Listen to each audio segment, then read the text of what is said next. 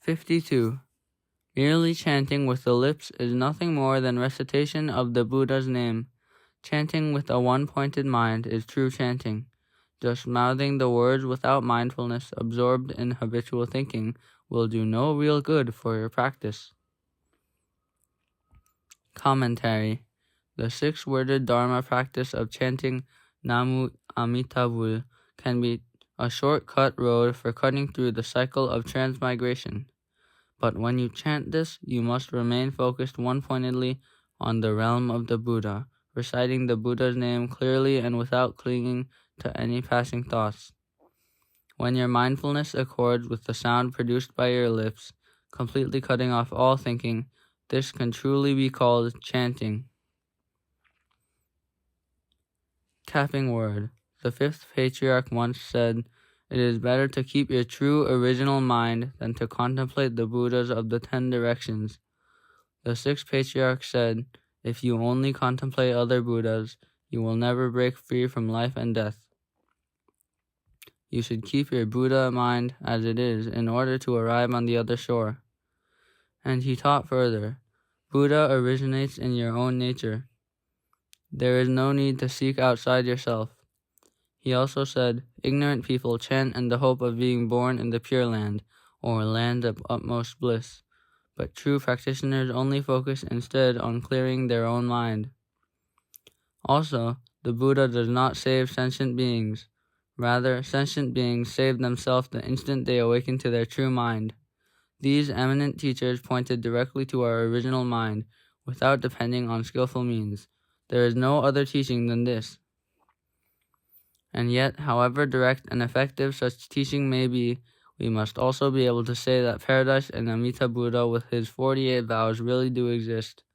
Therefore, it is taught that one who recites Amita Buddha's name even 10 times will attain rebirth in a lotus flower, thus escaping the cycle of birth and death. This teaching has been given by all the Buddhas in the 3 divisions of time. All bodhisattvas of the 10 directions vow to attain such a rebirth, too. The stories of those who have been reborn this way, either in the past or in the present, have been faithfully handed down to us.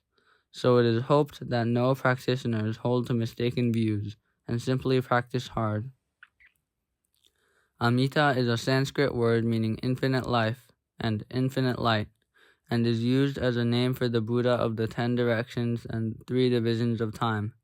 As a young practitioner, he was called Venerable Dharmakara, store of the Dharma. Making the 48 vows before Lokesvara Raja Buddha, he proclaimed, "When I attain to Buddhahood, should any of the numberless devas or humans residing in the 10 directions, even down to the tiniest insects, chant my name but 10 times, I will cause their rebirth in my heavenly realm. I hereby vow to never to fully enter into nirvana until this vow is accomplished." Ancient sages in other times pronounced similar practices. The sound of chanting even a single word weakens even demonic forces and erases one's name from the lists of the dead in hell. Instead, one is reborn as a lotus flower in a pond of purest gold. The Repentance Dharma teachings expand on this, saying we can use our own innate power for spiritual practice, and we can use the spiritual power of others. Progress through reliance on the former is slower, while the latter is fast. Imagine 2 men who wish to cross a vast sea. One man plants trees, raises them through hard work, cuts them down when they are grown, and makes a boat. Then he attempts his journey. This is what it is like to rely solely on your own power. But another man simply borrows someone else's boat and crosses the sea directly. Anyone can see that this is a faster method. It can be likened to relying on the power of the Buddha in our spiritual practice. This sutra also says, a child who is threatened with fire or rising waters cries out desperately, and his parents rush to save him. In the same way, when a man chants the name of the Buddha, even in the hour of his death, the Buddha will greet him with mysterious powers. The Buddha's great love and great compassion are greater even than the love of a parent for their child, because sentient beings' torment in the ocean of life and death is even more excruciating than anything inflicted by fires or floods. Of course, there are people who may hear teachings like this and say, "Nonsense, your own mind is already the Pure Land. There is no such thing as being reborn in some such place." Or, "This is low-class teaching. Your own true nature is Amita Buddha, not different. There is not some other Amita Buddha who meets you." Such words might have some truth to them, but they are not the whole view. The reality of our condition is different from just those views. Amita Buddha is perfect, having neither desire nor anger. But are we free from desire or anger? The Buddha is known to be able to change a raging hell into a world of lotus flowers just as effortlessly as you might turn your hand over.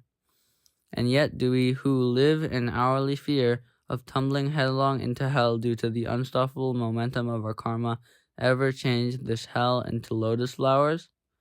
The Buddha perceives infinite billions of galaxies as your or my eye might perceive an object right in front of our nose. And yet we cannot see the things that are happening outside the thin walls of this very room, much less perceive the infinite billions of galaxies in every direction. In the same way, though at the most fundamental level our nature is the very nature of Amita Buddha, our actions are those of sentient beings. The former and the latter, the ideal and the reality, are as far apart as heaven and earth. Master Kuei Feng was clearly aware of this when he said, "Even one who attains sudden enlightenment in the end must do continuous, gradual practice." How right he is! Now let us turn again to the one who claims that he is already the same as Amita Buddha and ask him, how is it that Shakyamuni Buddha was manifested at the urging of this universe? And how is it that an Amita Buddha could appear as such a spontaneous manifestation? You can only truly understand if you reflect deeply within yourself. When you find yourself suddenly being pulled through death's door and there is no recourse back, are you unshakably confident that you can find the freedom taught by the Buddhas even in that moment? If not, then you should fully examine your foolish pride to see whether it would not be better for you to discard that right now, lest it trick you into the hellish torments of a lower rebirth. Great patriarchs of the Dharma, though they were, even such as Asvaghosha and Nagarjuna, must have felt this, for they always emphasized the crucial importance of striving toward a good rebirth in our next life. Then who are we to disregard so easily the matter of our next rebirth? The Buddha himself declared the importance of our diligently striving. The Pure Land of the Western Paradise is far, far from here.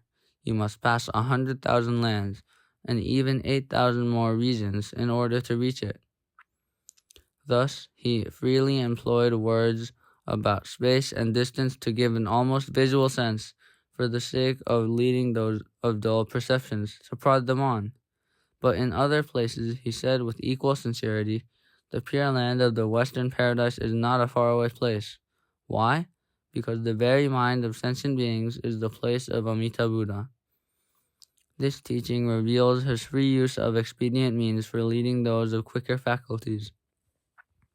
So we can see from all of this that the teachings can freely use seemingly different expedient means and the expressions to point to the same universal substance. Only the words themselves have a different appearance and meaning, yet the point they communicate is the same. For one whose insight is in accord with his actions, it is possible to see through what is said to be near or far. This is why our tradition can embrace both ways of practice, calling out to Amita Buddha, like Hyon, and looking directly into true nature, like Jueyan.